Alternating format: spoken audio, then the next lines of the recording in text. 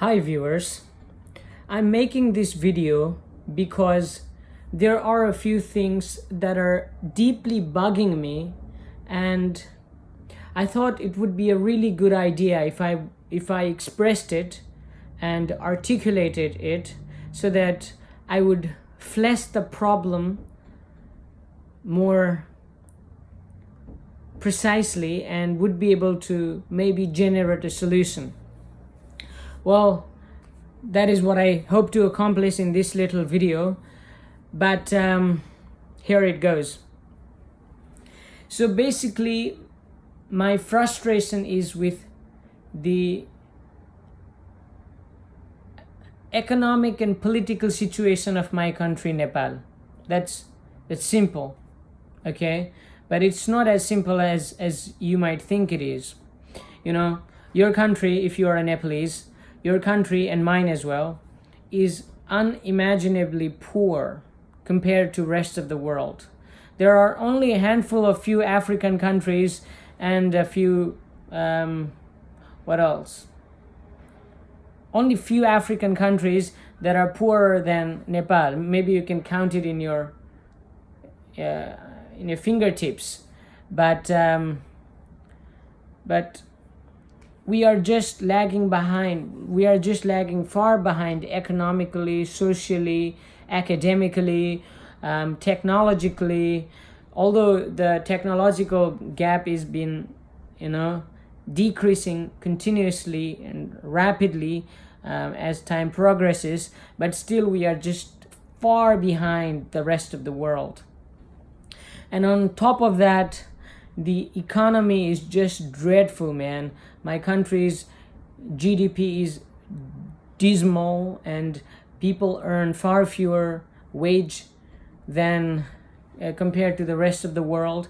The standard of living is just unimaginably poor, and people do not attain quality education.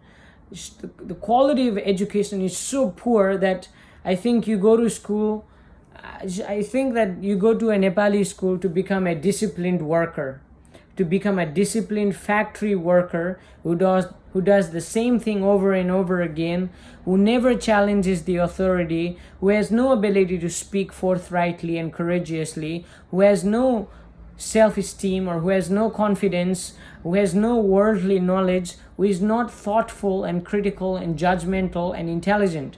And so I have just lost hope with the education system of my country entirely. And similarly, I talked about health. Health condition is just poor, and you can go on and on with all the flaws that our economy and our citizens are facing on a daily basis. But I'm not saying that we cannot improve, man. I'm just frustrated down to the core regarding why are we still so deprived when all the parts of the world are doing so much better, when everybody is moving ahead, when everybody is increasing the standard of living everywhere. Why can't we just be more industrialized? Why can't we just alleviate more suffering? Why can't we just provide quality education to our public? And why can't we provide health and proper nutrition and sanitation to the Nepalese people, man? Unbelievable. Politics. Our politicians, man, there is still a Nepali Communist Party, and most of us do not even, we youth don't bother to understand politics, man.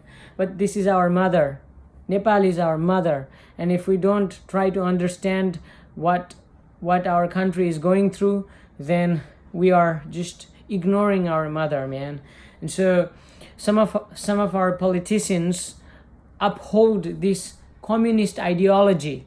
And if you want to save your country, if you want your country to prosper and develop, and if you want your country to not be tormented by evil, not be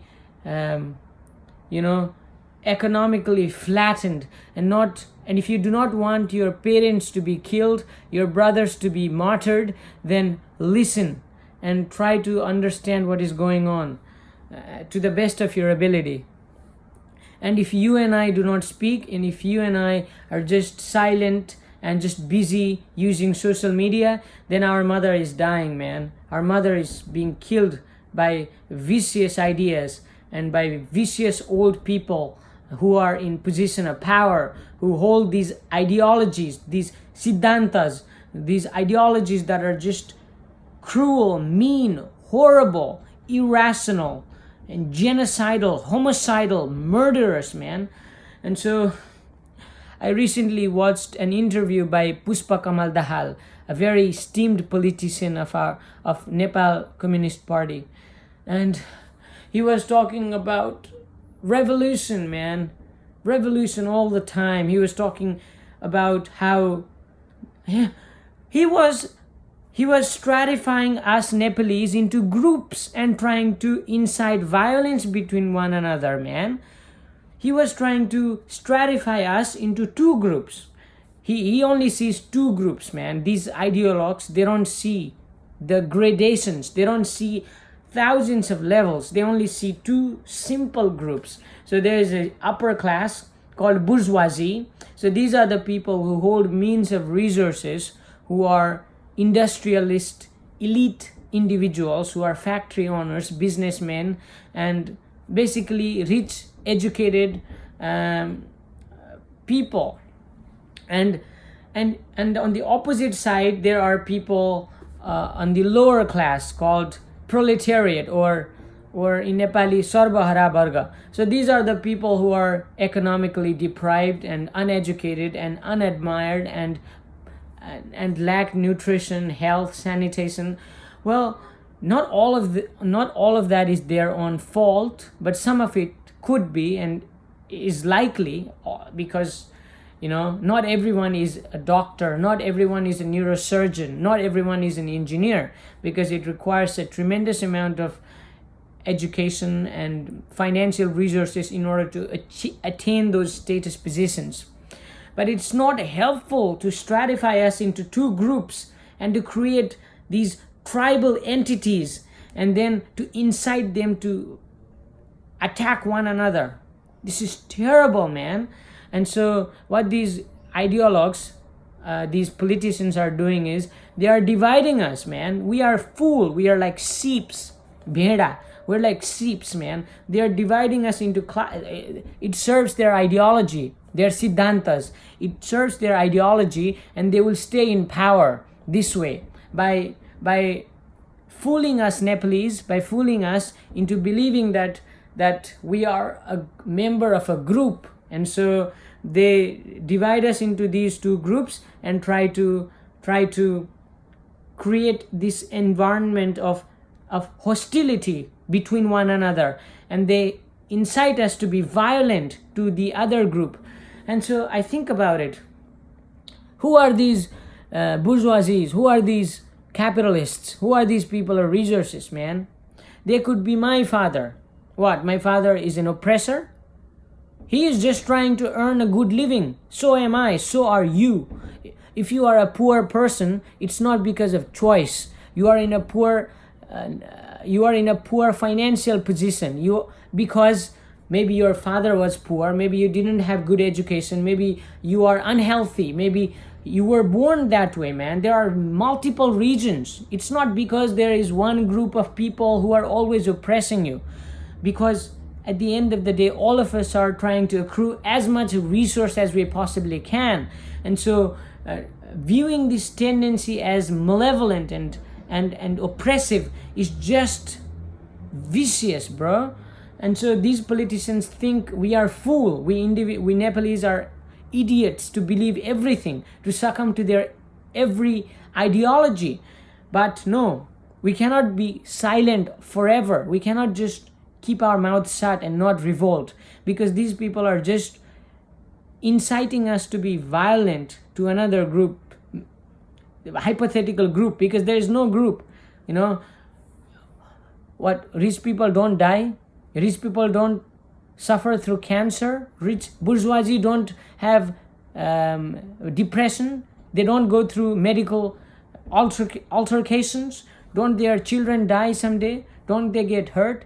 So just trying to label these industrial, educated, forthright, courageous people as a group that is to be regarded as an enemy, this is such a pathological idea, man. So these politicians, they are trying to build this environment of hostility and trying to break the fabric of our peaceful society. They're always trying to incite violence and not letting anyone be productive. So instead of educating youths and making them productive and training them training them to become good, useful citizens, these idiot politicians are trying to incite violence and break things and murder people and form a mob. I hope we have not been too stupid to ignore what has been happening, and I hope with enough courageous people we can be a substantial power to raise our voice and to combat these ideologues. Thank you very much for listening. I hope you understand what I'm trying to say, and if it's not clear, we should talk about it in later videos. Peace.